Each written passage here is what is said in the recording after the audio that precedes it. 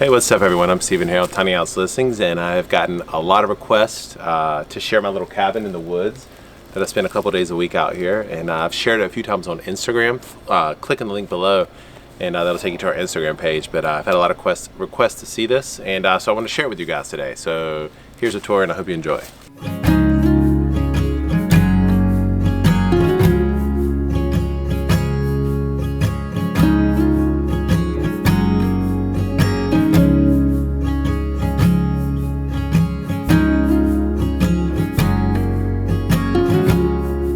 Back in 2016, December 2016, we had a tiny house workshop out here, and we built the shell of this thing over the course of a weekend. My father and I built the foundation before the workshop occurred, and then quite a few people came out here and we built the shell, and then ever since then I've been slowly doing little small things here and there. Like, for example, I recently added a bedroom off to the back, which I'll show you, and I did a little shower right here / cleanup area, and I built a deck, and I've done quite a few things and finished the inside. But the thing is, this thing is very, very small, but it's built for 2 people. The base is only 10 feet wide, and the roof, the top part, is about 7 feet wide, and it's, as you can see, shaped like a trapezoid. Now, as you can imagine, there's not a lot of power needs for this cabin when I'm here. The only thing I use power for is charging up devices, watching TV a little bit, documentaries, things like that. A little fridge and some lights. So lately I've just been using Christmas string lights, but right now that's in the shade with quite a few hours of the day. This gets a lot of sun, and it's just a 150 watt solar panel, and it's hooked up to a battery inside, which I'll show you in a second. And very, very, very minimal power needs here, and works out great. In the wintertime, I heat the entire cabin with a very, very small wood stove. It used to be in another cabin, and I migrated it back here because now I'm staying here a lot more often. As you can see, I have a very, very, very rudimentary, primitive exhaust vent situation for the wood stove, and it works out great. A lot of imperfections with this cabin, but that's really what's cool about it. It was never meant to be perfect. Just a comfortable place to spend some time in the woods here on my property in eastern North Carolina. All right, so that's the outside. Basically, let's take you inside.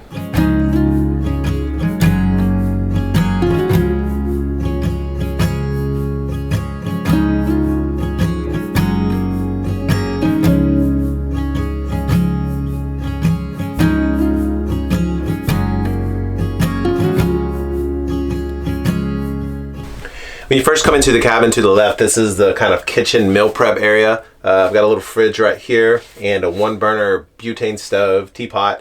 The only time I ever use this for cooking is like when I'm cooking a very simple meal. A lot of times in the winter I cook on top of the wood stove. This is more so for coffee, tea, and things like that. And I also have a meal prep area outside, and then way off to the distance there's an actually full-on outdoor kitchen.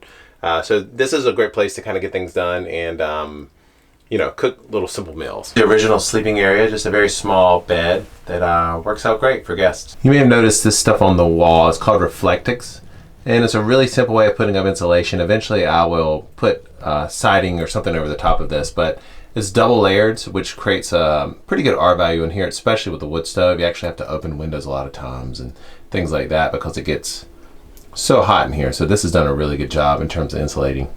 This past summer, this is an addition I added to the cabin. Used to, there was just Tuftex here, plastic, like the plastic polycarbonate Tuftex, and there was just, you could see out with a couple shelves here, and I ripped that, took that all down, then added a bedroom here, which is good for sleeping 1 person or 2 in a pinch.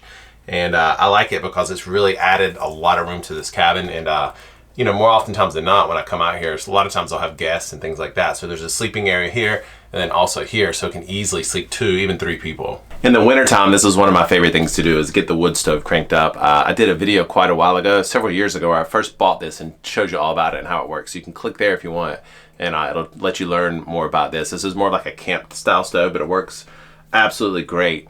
And back in 2018, Hurricane Florence took down a pretty big oak tree, and I've been burning wood from that for the past 2 winters, no problem. There's a ton of wood left, and so that's been a really, really good resource. And so I heat the place for free. I even have a small thermoelectric conductor that I set on top, so once it gets up to heat, you can put that on there.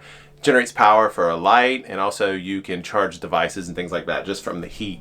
So maybe I'll do a video about that in the near future and show you how that works. Really interesting setup. But yeah, this is one of my favorite things to do. Cook on top of the wood stove.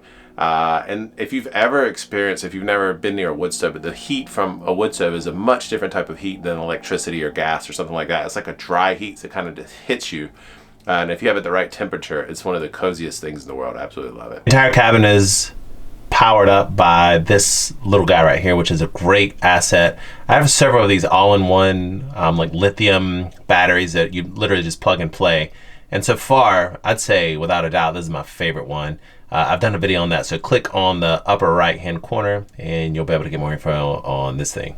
Quick tip, I always drink from a copper water bottle. If you've never learned the benefits of drinking from a copper water bottle, click on somewhere on YouTube and you'll find more info, but game changer for sure. The entire cabin is wired up by 3 receptacles, actually 4 receptacles in here. And it's really great because when I turn on that all-in-one battery, it literally just wires up the entire place. You can plug anything that you normally would, like in a regular home. You can even power up blenders, all that, just from that one battery. So that's worked out really well. On several of the walls, including the ceiling, I've used plywood to finish it off.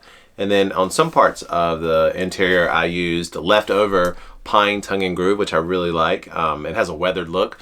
And then in the new room, I used the same pine tongue and groove.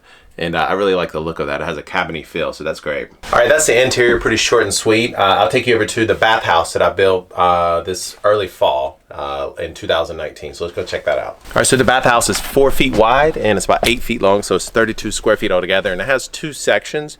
The front part is where you brush your teeth, you know, maybe even wash dishes a little bit. Most of the dishes we wash are there in the outdoor kitchen. Then the back part is to take a shower. So this is a shower house. It has a sink and a little pedestal area in it, and it has a, the sink is actually made from a salad bowl, which is funny. And then the faucet is reclaimed. The entire thing's lit up, and it's powered by a battery that I'll show you here in a second. This is the kill switch for the water pump, so that turns the water pump outside off and on. And then this is purely DC powered, so you can plug any kind of DC device. Actually, there are some out there, believe it or not, that plug into standard 110 outlets. So you can plug anything in there that's DC. And at night, the single LED bulb lights up the entire place. Very well, actually. And then it's plumbed up the shower, just cold and hot water, typically like any interior. And then the shower head itself came from an RV style shower head, which is great. You can control the pressure. Works really, really well.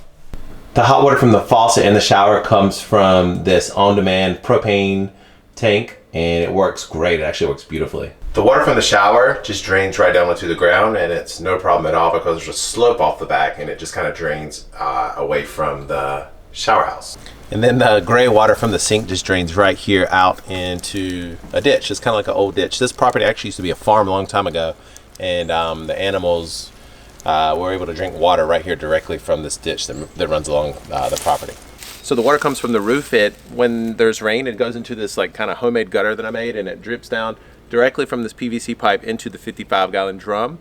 And there's always plenty of water in hand, but if not, there's a 275-gallon IBC tote way over there that I can use a small pump over there to pump water directly into this and fill it back up in no time. So it's never been a problem. I'll do a separate video on this setup of how it works, but basically there's a 25-watt solar panel that powers up the battery that's in this house right here. And then there's a small RV pump that pressurizes the interior and the inside for the faucet and for the shower. It works beautifully.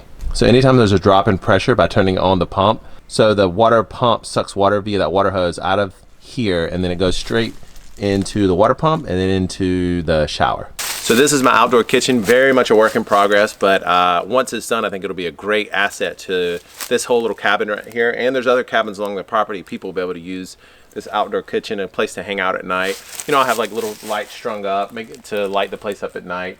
But the main idea is to have a place out here to wash dishes and cook bigger meals outside and when the weather's nice. So this is the meal prep area. A lot of cooking's gonna go here, and I'll have a big sink somewhere over here installed, and then the water again will drain out to a ditch or something. As you can see in the background there's a 275-gallon IBC tote, which the water drains off the roof, and the water in there looks pretty gross now, so I think I'll get rid of that and put maybe some new water in there. But yeah, this will be the area. And then right here there's a big table I made, and people will be able to sit here and congregate and talk about whatever and have nice meals and things like that. This is a pizza slash bread slash kiln that I made, and this thing gets absolutely roasting. I've had it up to 1200 degrees before, and I made good bread in there, pizzas and things like that. It takes about 2 hours to get up the heat, and I'll show you guys. I do a separate video on this one as well. Really fun, great asset to the property, to this kitchen area. A little farther away from the property, I have another 150 watt panel, and that can power up basically any of the batteries out here that I need to power up. I'm going to extend this to the cabin and have 300 watts instead of just 150. So when I'm here extra days and I need to power it up a little bit quicker, this will juice things up really nicely. So this is the outhouse for the cabin. It's about 75 feet away from the cabin. And I did a video on the outhouse where I built it a couple years ago. So you can click here if you want to see how it was built. But it was built completely from scrap, so absolutely free.